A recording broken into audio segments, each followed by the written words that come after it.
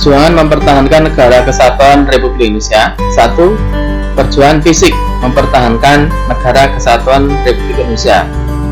2. Memperjuangkan NKRI melalui jalur diplomasi. 1. Perjuangan fisik mempertahankan NKRI. Ancaman terhadap keutuhan negara kesatuan Republik Indonesia setelah 17 Agustus 1945 adalah kedatangan Belanda ke Indonesia. Mereka datang membentuk nikah dengan menumpang Abney. Insiden bendera di Surabaya. Insiden ini terjadi pada tanggal 19 September 1945. Insiden ini bermula dari beberapa orang Belanda dipimpin oleh WVC Klugeman mengibarkan bendera merah putih biru, bendera Belanda, pada tiang atas Hotel Yamato. Kemudian rakyat Indonesia menyerbu hotel itu dan menyobek bagian biru dari bendera tersebut. Sehingga dari peristiwa tersebut kemudian terjadilah pergolakan bersenjata antara para perjuang negara Indonesia dengan melawan Belanda. Pertempuran 5 hari di Semarang. Pertempuran terjadi tanggal 15 Oktober 1945 sampai 20 Oktober 1945. Peristiwa ini memakan banyak korban dari kedua belah pihak, baik dari Indonesia maupun dari Jepang. Dr. Karyadi menjadi salah satu korban. Kemudian namanya diabadikan menjadi nama rumah sakit di kota Semarang. Lalu pemerintah membuat tugu muda untuk mengenang peristiwa pertempuran 5 hari di Semarang.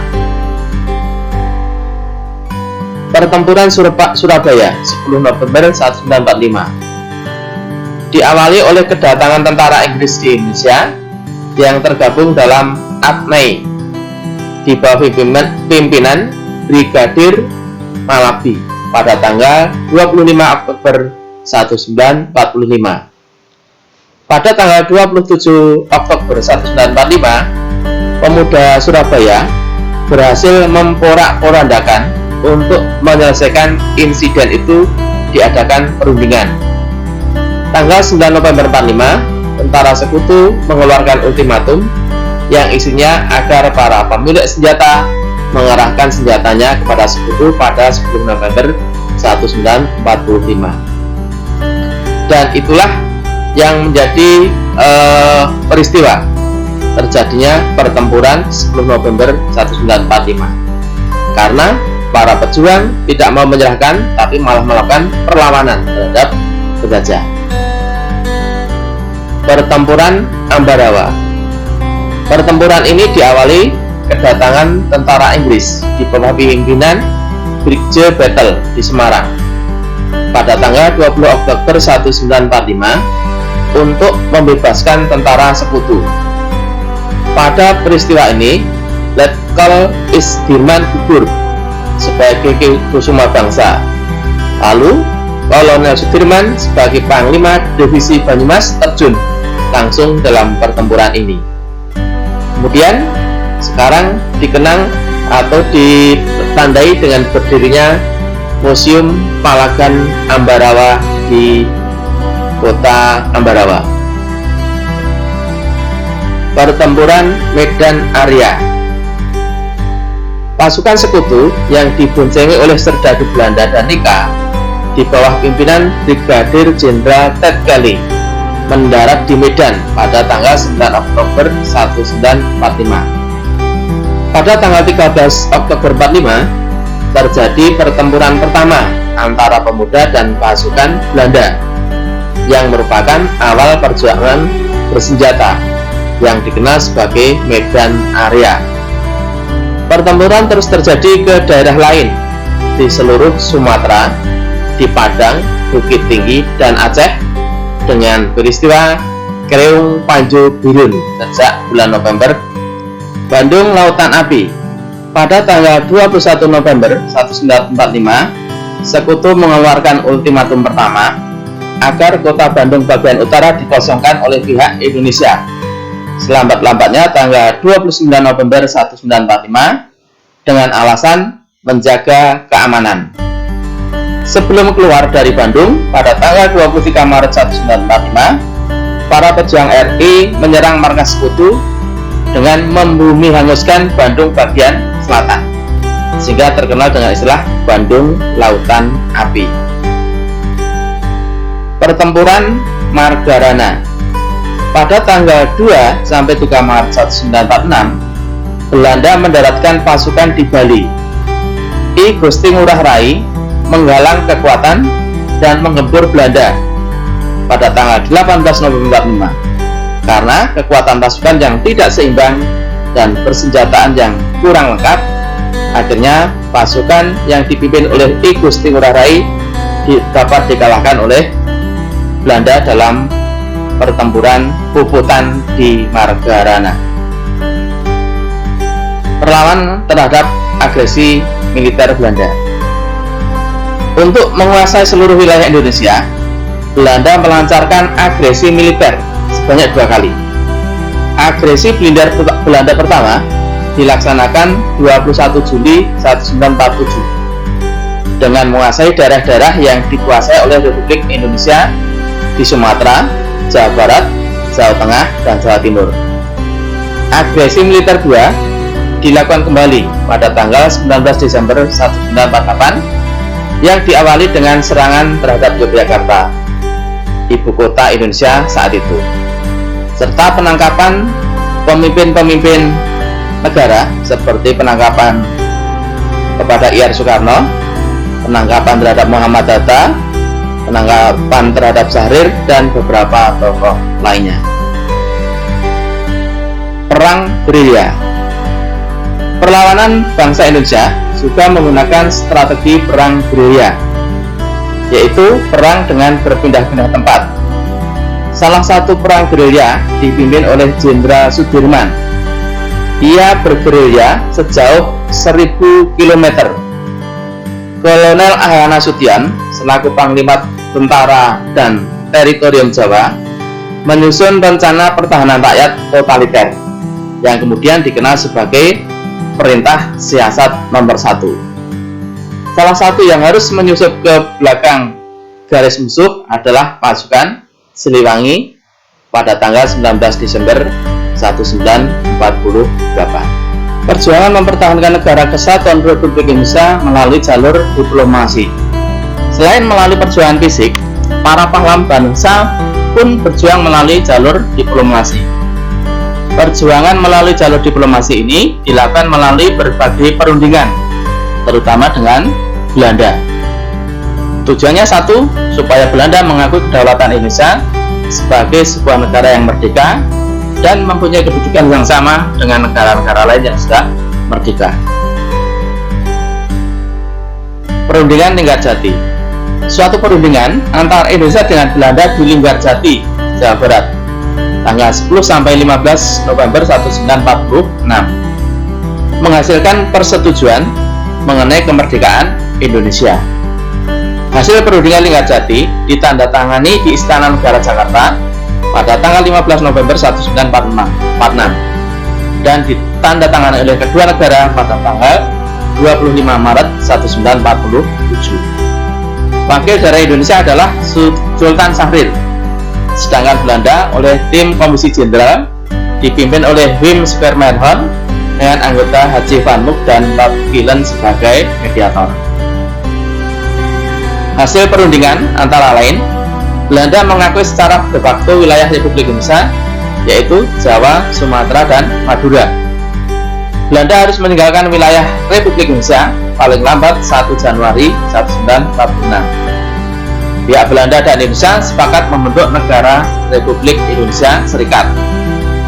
Dalam bentuk RIS, Indonesia harus tergabung dalam Commonwealth, Persemakmuran Indonesia Belanda, dengan mahkota negeri Belanda sebagai kepala Uni. Perjanjian Grenville. Nama perjanjian ini diambil dari sebuah sebutan kapal perang milik Amerika Serikat yang dipakai sebagai tempat perundingan antara Indonesia dan Belanda dengan komisi 3 negara, Amerika, Belgia, dan Australia. Dalam perundingan, delegasi Indonesia diketuai oleh Perdana Menteri Amir Sarifuddin, dan Belanda menempatkan seorang warga negara Indonesia yaitu Abdul Qadir Wijayatmojo sebagai ketua delegasi. Perjanjian Renville ditandatangani kedua belah pihak pada tanggal 17 Januari 1948. Isi Perjanjian Renville: Belanda tetap berdaulat sampai terbentuknya Republik Indonesia Serikat. Republik Indonesia sejajar kedudukannya dalam Uni Indonesia Belanda. Sebelum Republik Indonesia Serikat terbentuk, Belanda dapat menyerahkan kekuasaan kepada pemerintah federal sementara. Republik Indonesia menjadi negara bagian dari Republik Indonesia Serikat. Antara 6 bulan sampai 1 tahun akan diselenggarakan pemilihan umum untuk membentuk konstituanteris. Tentara Indonesia di daerah pendudukan Belanda atau daerah kantong harus dipindahkan ke daerah Republik Indonesia. Perjanjian ini menyebabkan kedudukan Indonesia semakin tersudut. Hal ini akibat dari diakuinya garis Van Mook sebagai garis perbatasan baru hasil agresi militer Belanda pertama. Belanda semakin kuat dengan terbentuknya negara-negara boneka setelah penandatanganan. Pihak dari Indonesia menghadapi tantangan sangat berat dan mengakibatkan kabinet Amir Syarifuddin jatuh dan digantikan oleh kabinet Hatta. Namun di bawah pemerintahan Hatta muncul banyak rongrongan yang salah satunya dilakukan oleh mantan Menteri Amir Syarifuddin dengan organisasinya yang bernama Front Demokrasi Rakyat. Titik terang dalam sengketa penyelesaian konflik antara Indonesia dengan Belanda terlihat keberhasilan membawa masalah Indonesia-Belanda ke meja perundingan. Tak terlepas dari inisiatif Komisi PBB untuk Indonesia pada tanggal 4 April 1949. Perundingan dilaksanakan di Jakarta dipimpin oleh Merle Cohen, anggota dari Amerika Serikat. Kemudian dari Indonesia dipimpin oleh Master Muhammad Rom. Dalam perundingan ini, pihak Republik Indonesia tetap berpendirian bahwa pengembalian pemerintah Republik Indonesia ke Yogyakarta merupakan kunci pembuka untuk perundingan selanjutnya. Sebaliknya, Belanda menuntut penghentian perang gerilya Indonesia. Akhirnya, tanggal 7 Mei 1948 berhasil mencapai persetujuan antara Indonesia dengan Belanda. Dengan disepakati kesanggupan kedua belah pihak untuk melaksanakan resolusi Dewan Keamanan PBB pada tanggal 28 Maret 1948 dan persetujuan pada tanggal 23 Maret 1949. Pernyataan dibacakan oleh Muhammad Rom antara lain, pemerintah Republik Indonesia akan mengeluarkan perintah pemberhentian perang gerilya. Yang kedua, kedua belah pihak bekerja sama dalam hal mengembalikan perdamaian dan menjaga keamanan serta ketertiban. Yang ketiga, Belanda turut serta dalam konferensi meja bundar yang bertujuan untuk mempererat penyerahan kedaulatan lengkap dan tidak bersyarat pada Republik Indonesia. Pernyataan delegasi Belanda dibacakan oleh Dr. J.W. van Rooyen yang berisi antara lain, pemerintah Belanda menyetujui bahwa pemerintah Republik Indonesia harus bebas dan leluasa melakukan kewajiban dalam satu daerah yang meliputi Karesidenan Yogyakarta.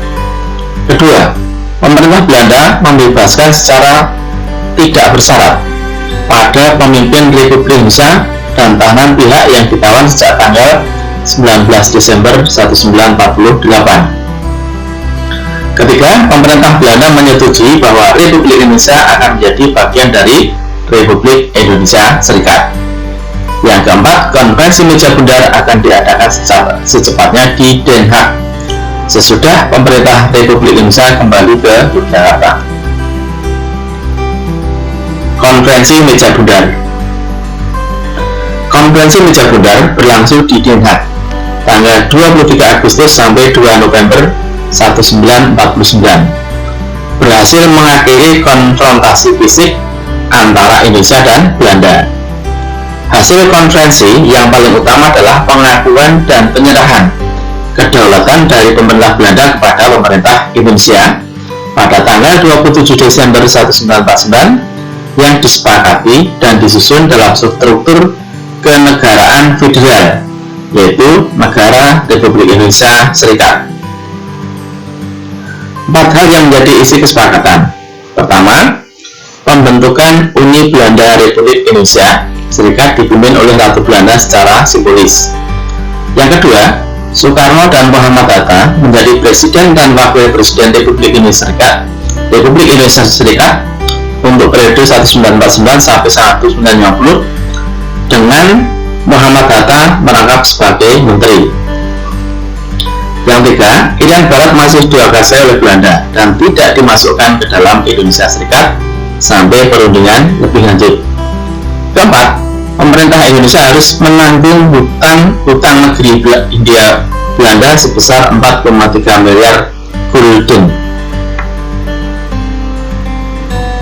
Konferensi Meja Bundar harus dianggap sebagai kemajuan karena sejak saat itu Belanda mengakui dan menyerahkan kedaulatan kepada bangsa Indonesia, dan Indonesia secara resmi merdeka dan terlepas dari cengkraman Belanda. Ancaman terhadap Negara Kesatuan Republik Indonesia. Ancaman adalah setiap usaha dan kegiatan, baik dari dalam negeri maupun luar negeri, yang dinilai membahayakan kedaulatan negara, keutuhan wilayah negara, dan keselamatan segenap bangsa. Ancaman terhadap bangsa dan negara Indonesia terdiri atas ancaman militer, agresi, pelanggaran wilayah, spionase, sabotase, aksi teror bersenjata, pemberontakan, dan perang saudara. Dan ancaman non-militer yaitu ancaman ideologi, politik, ekonomi, sosial budaya, pertahanan, dan keamanan. Ancaman dari dalam negeri. Bangsa Indonesia terdiri dari berbagai suku bangsa dengan latar belakang budaya yang berbeda-beda. Keanekaragaman itu seharusnya dapat menjadi sebuah kekuatan yang dahsyat untuk menangkal semua gangguan atau ancaman yang ingin memecah belah persatuan bangsa. Namun, ada kalanya perbedaan suku bangsa ini bisa menjadi sumber konflik yang menyebabkan perpecahan, sehingga menjadi ancaman bagi Negara Kesatuan Republik Indonesia.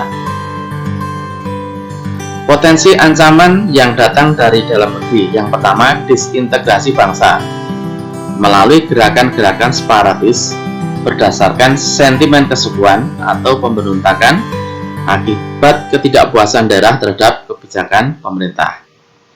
Yang kedua, keresahan sosial akibat kesenjangan ekonomi dan ketimpangan kebijakan ekonomi serta pelanggaran hak asasi manusia. Yang ketiga, upaya penggantian ideologi Pancasila dengan ideologi lain yang ekstrim atau tidak sesuai dengan jiwa dan semangat perjuangan bangsa Indonesia. Yang keempat, potensi konflik antar golongan atau kelompok, baik perbedaan pendapat dalam masalah politik, konflik akibat pilkada maupun akibat SARA. Yang keempat, penyalahgunaan narkoba, pornografi, porno aksi, pergaulan bebas, tawuran, dan lain-lain. Yang keenam, melakukan kolusi, korupsi, dan nepotisme yang sangat merugikan bangsa dan negara.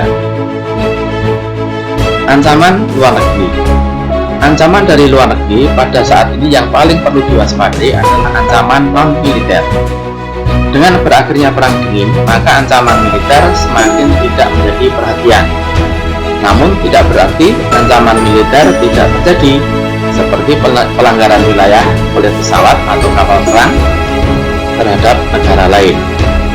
Potensi ancaman dari luar negeri berbentuk ancaman non-militer, antara lain ancaman terhadap ideologi, politik, ekonomi, dan sosial budaya.